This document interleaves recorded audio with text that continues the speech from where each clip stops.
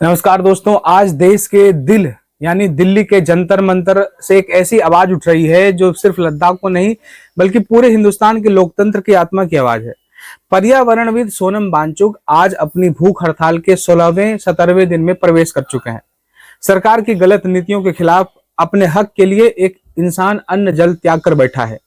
लेकिन सबसे बड़ी विडंबना देखिए, इतने दिन बीत जाने के बाद भी सरकार के कान पर जूं तक नहीं रेंगी है। सत्ता के गलियारों से अभी तक एक भी आवाज, एक भी आश्वासन सामने नहीं आया है। आज हर देशवासी के मन में एक सवाल है, क्या हमारी सरकार इतनी बहरी हो चुकी है?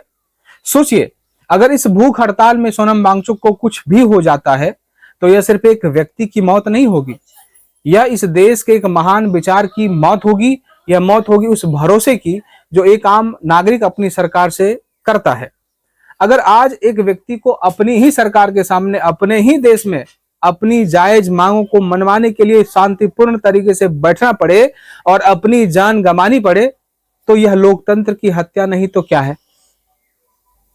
यह आंदोलन किसी हिंसा का नहीं है, यह आंदोलन गांधी के देश में शांति का आंदोलन है। और अगर इस शांतिपूर्ण आंदोलन को भी यह सरकार अनसुना कर देती है तो यह इतिहास में लोकतंत्र की सबसे बड़ी विफलता के रूप में दर्ज होगा। राजनीतिक दृष्टिकोण से देखें तो ऐसा लग रहा है कि बीजेपी सरकार इस समय अपने ही पैर पर कुल्हाड़ी मार रही है।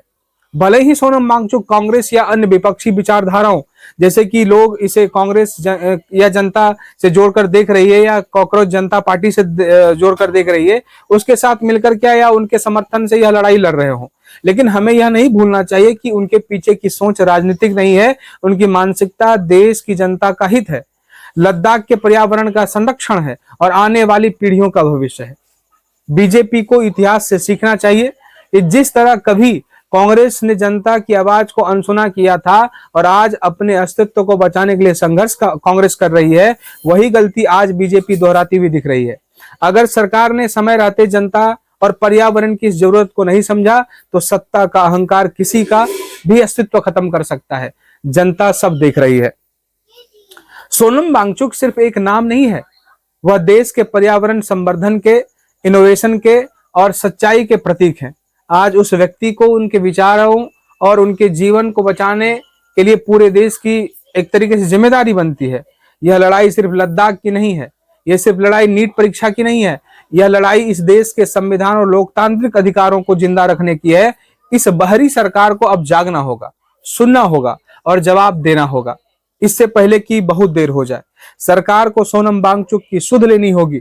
दोस्तों, क्या आपको भी लगता है कि सरकार की यह चुप्पी हमारे लोकतंत्र के लिए सबसे बड़ा खतरा है? क्या सोनम वांगचुक की मांगों को तुरंत पूरा नहीं किया जाना चाहिए? अपनी राय कमेंट बॉक्स में जरूर लिखेंगे।